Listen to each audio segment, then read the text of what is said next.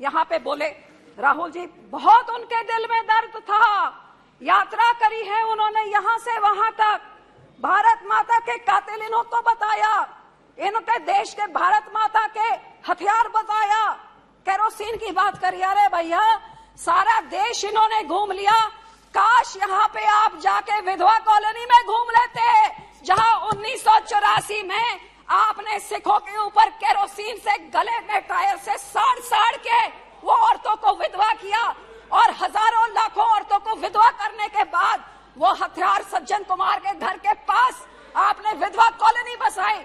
आपको मालूम है पूरी दुनिया में सिर्फ एक जगह में विधवा कॉलोनी है, विडो कॉलोनी सिर्फ दिल्ली में है। कौन रहती हैं? जिनके कातिल इनके पुरखों ने किया, इस पार्टी कांग्रेस पार्टी ने किया, और फिर उधर जाके उन औरतों को बसाया। क्या यात्रा वहां से गुजर के गई? आज केरोसिन की बात करते हैं, लेकिन दुख तो मुझे इस बात का है कि आज इनको 84 बड़ा याद आ रहा था। यहाँ के बोलने वाले भी जब इनको कटाक्ष करना होता है तभी 84 याद आता है। अरे भैया, 9 सालों में 84 को इंसाफ देने का क्यों नहीं अंदर ठोसा इनको?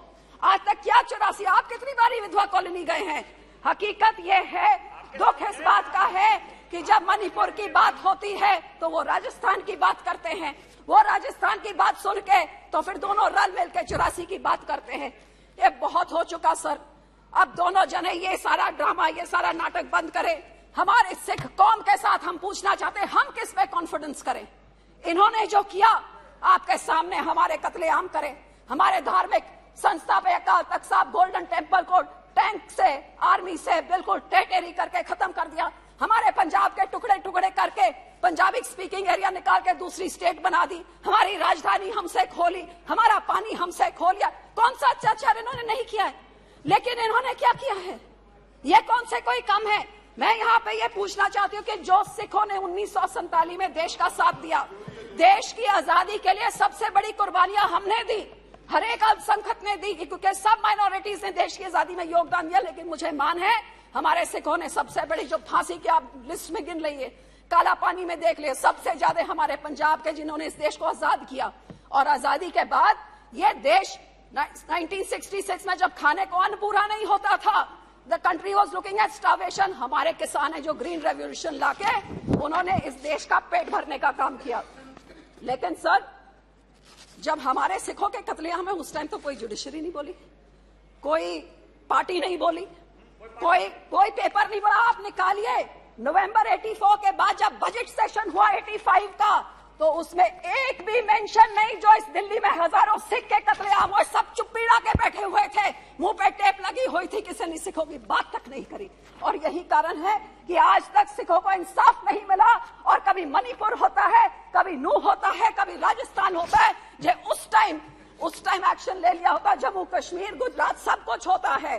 तो सर, जो सिखों के गुरु ने, 9वें गुरु ने, हमारे 9th गुरु ने अपनी कुर्बानी दी, कश्मीर के पंडितों की बात हुई। अफसोस कि उस टाइम की माइनॉरिटी, हिंदू माइनॉरिटी को बचाने के लिए, उस टाइम की मुस्लिम मेजॉरिटी से बचाने के लिए हमारे सिख गुरु ने अपनी कुर्बानी दी और हिंद की चादर का खिताब उनको मिला। लेकिन उसकी तो बात तक नहीं करी। जब उनके लोगों को मारा जा रहा था तब भी बात नहीं करी। तो सब मैं पूछना चाहती हूँ, उस टाइम हमारे लोग जो भावुक होके उन्होंने कुछ अपने हाथों में इसके खिलाफ आवाज उठाई, उनको जेलों में फेंक दिया। हमारे बंदी सिख 30-30 साल से जेल में सड़ रहे हैं। गुरु साहब के 550 साल, गुरु नानक देव जी के, इन्होंने रिटर्न, इस सरकार ने कहा था कि उनको छोड़ा जाएगा, तो क्यों आज तक नहीं छोड़ा है? मैं इनसे जवाब मांगना चाहती हूँ। तो सिखों के खिलाफ हमेशा ये बेइंसाफी रही है सर।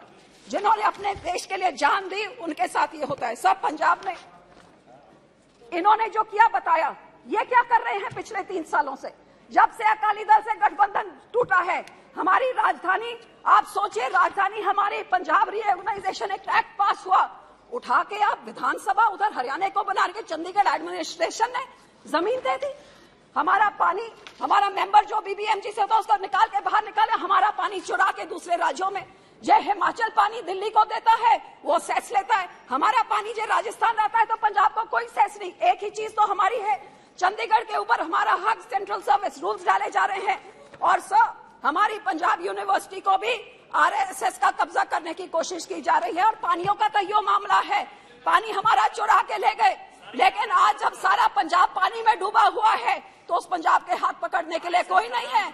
आपको हैरानी होगी सर कि जब हिंदुस्तान में कोई आपदा होती है, जब कोविड हुआ तो यहाँ लंगर सिखों ने लगाया, जब यहाँ पे लॉकडाउन हुआ लंगर सिखों ने लगाया, जब कोविड हुआ आप दोनों से किसी से ऑक्सीजन पूरा नहीं होता, लंगर हमने लगाए। और आज जब पंजाब को जरूरत है, कहीं आपदा हो जाए, उत्तराखंड में हो, हम लोग जाते हैं, लेकिन आपने क्या किया हमारे किसानों के साथ? सर पहले सर 2 मिनट सर, हमारे किसानों के साथ क्या किया सर? जो किसानों ने सबसे पहले इस देश पे ग्रीन रेवोल्यूशन लाके इस देश का पेट भरने का, अब तो कह रहे हैं इन्होंने, लेकिन 70 साल से तो हम पेट भर रहे हैं। उनके ऊपर आप काले कानून लेके आए, अपने मंत्री की अपनी एलआई की बात नहीं पूछी, सुना नहीं, और जब बोलते थे मत लाओ किसानों नहीं सुना, और आखिर में मानना पड़ा, किसानों ने मजबूर किया कि गलत बिल थे आपको वापस लेना पड़ा। और फिर ये डबल इनकम को क्या करना, डबल डिस्ट्रेस। आज बता दीजिए कौन से राज्य में डबल हो गया इनकम? पेट्रोल, डीजल, फर्टिलाइजर, हर चीज में महंगाई की मार सब झेल रहे हैं।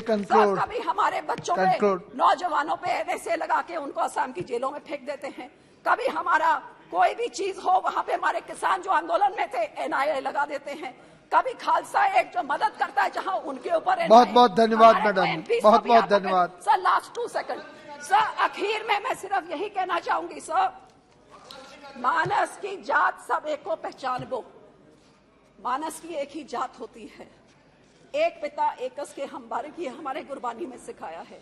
ये सरदार प्रकाश सिंह बादल 5 बारी मुख्यमंत्री रहे, एक दिन फिरकू हिंसा नहीं हुई, चाहे पंजाब का हिंदू, मुसलमान, सिख, ईसाई सब उनको अपना समझता था, क्योंकि मुख्यमंत्री होके वो हर एक का स्पेशल दिन खुद बनाते थे, हर एक के धार्मिक स्थान पर, भगवान वाल्मीकि, गुरु रविदास होए, दुर्गाना मंदिर होए, हर एक का उन्होंने सत्कार और आदर किया।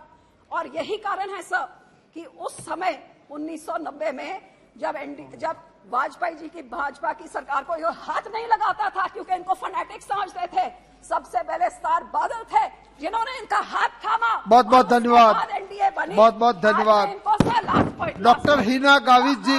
सर लास्ट पॉइंट 2 सेकंड, आज मैं उनको यही बेनती करूंगी सर कि ये नफरत की राजनीति ये छोड़ दें, ये मलहम लगाने का काम करें, चाहे सिख हो चाहे दूसरे धर्म के लोग हों, क्योंकि हर एक का अपना हिस्सा है इसमें। और इस शेर से मैं एंड करूंगी, लगाकर आग शहर को ये बादशाह ने कहा, उठा है तमाशे का शौक बहुत, झुकाकर सर सभी शाह प्रसन्न बोले, हजूर का शौक सलामत रहे, अभी तो शहर बहुत है।